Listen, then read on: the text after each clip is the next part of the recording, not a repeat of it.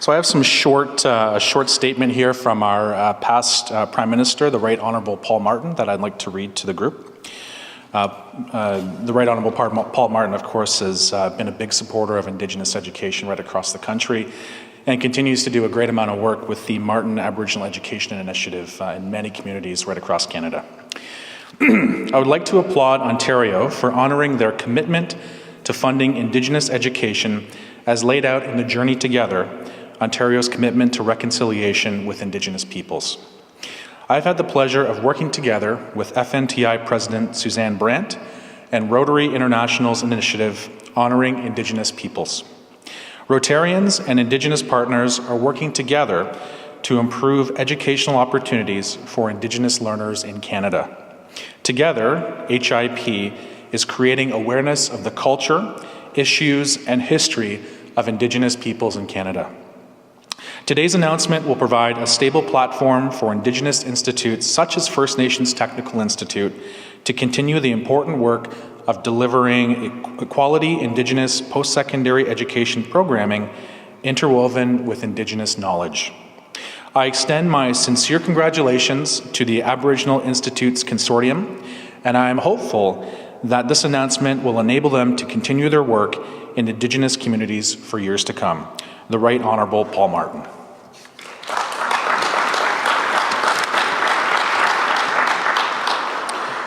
And with that, I'd like to introduce our Chief, Chief R. Donald Maracle, who's the Chief here at the Mohawks of the Bay of Quinte.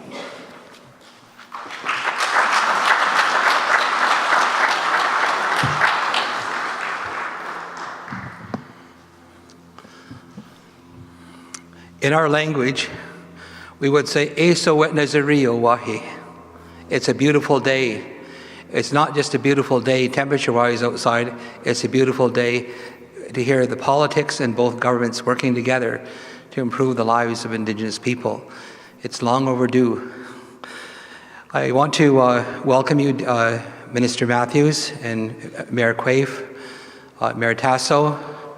I'd like to thank Rosie Mosquito for all the work that she's done with the consortium, and Suzanne Brandt and Ralph and the directors of FNTI. I look back on 32 years ago, and really it was a fight for, I was part of that, along with Councillor Doug Maracle and our Uncle Earl, Chief Hill, who argued for first an Aboriginal Education Institute so that we could make sure that all of our students had every opportunity to succeed. And so it was a fight for recognition and funding, and that fight never ever died. It continued over the years, and many times with the cutbacks that FNTI suffered from Indian Affairs, arbitrary in nature, FNTI would have closed its doors years ago. But the belief in that this was something positive for Indigenous people propelled that fight to continue on, and through the partnership with the band, and at critical times we bailed them out and kept them going.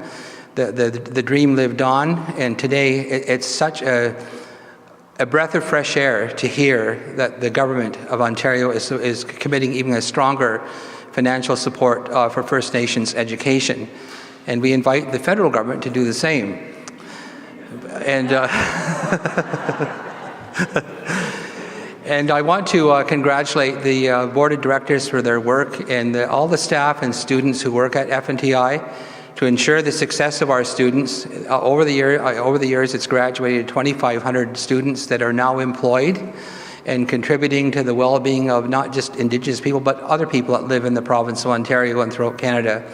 So it's only through education that First Nations people are going to have a good quality of life and access to the workforce.